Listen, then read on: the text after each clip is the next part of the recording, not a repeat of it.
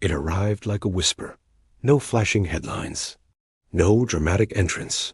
Just a small black box, quietly delivered to the private entrance of Mar-a-Lago on a Thursday morning. It wasn't labeled by FedEx or UPS. No drone.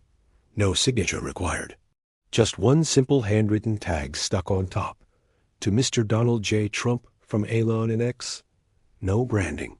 No clue who really sent it. At first, the staff thought it was a prank. Or worse, a threat. The Secret Service did their usual. Scanned it, X-rayed it, passed it through every filter they had. Nothing dangerous. Nothing mechanical. Nothing they could label. Just a box. When Trump saw it, he didn't say a word. He stood in the doorway of his study, hands folded behind his back, staring. It had been months since he'd mentioned Elon Musk publicly, and even then, all he had said was, "I'm very disappointed with Elon." Not angry, not raging, just disappointed. It had trended for days. Pundits turned it into a circus, but Elon had said nothing in response, until now. And apparently, not just Elon, but his son, X, the former president, circled the box like it might explode. Then, finally, he opened it, and inside was a letter. The letter was short, the handwriting uneven, like a child still learning to shape his words. The ink was smudged slightly at the edges. Trump held it delicately. It read, "Dear Mr. Trump, my name is X, I am 5. My daddy said you were mad at him. I think maybe you're both tired. He gets grumpy when he's tired too. But I don't like when big people fight, so I made this. It doesn't do much, but if you touch it with calm hands, it glows. Only works if you're not mad. I hope it works. Your friend X." Trump raised an eyebrow. He turned the paper over. On the back was a drawing. A stick figure with wild hair, shaking hands with another stick figure with crazy eyebrows. Between them, a tiny glowing ball. Above it, in purple crayon, "Peace Ball." Underneath the letter was the ball itself.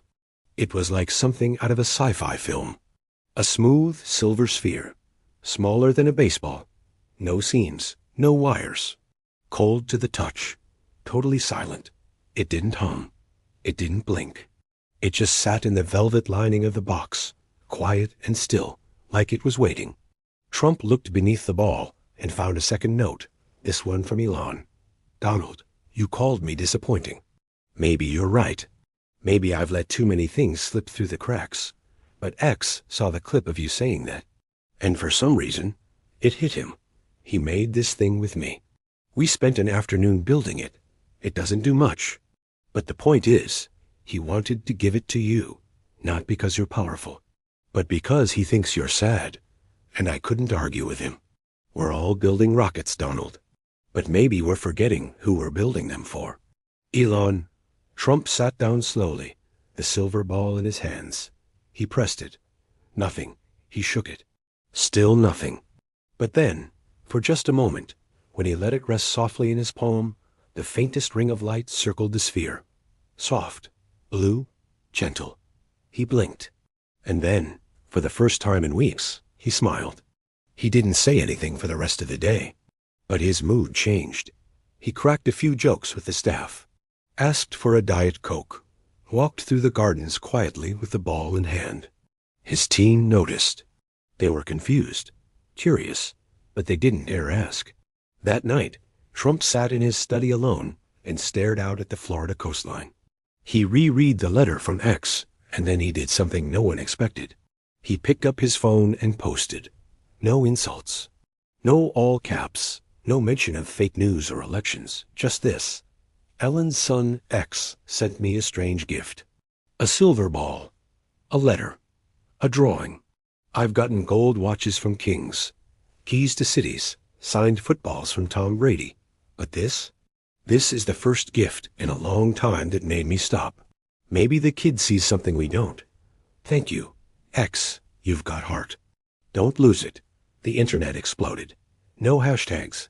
No filters. Just raw emotion. Even critics paused. Because for once, Trump wasn't yelling. He was listening. The media ran with it the next day. CNN called it the softest Trump moment since his grandson was born. Fox News said, Could a 5-year-old heal the rift between two of the most powerful men in the world? TikTok turned it into a trend. Thousands of kids sent videos of themselves holding up silver balls, marbles, ping pong balls, anything round, calling them their peace balls. Schools started using the term in conflict resolution classes. "Are you talking with calm hands?" became the new phrase among teachers. And Elon? He didn't tweet. He didn't gloat. He simply replied to Trump's post with a dot. Just a single. The internet's quietest, most powerful acknowledgement. The world watched as something unusual happened.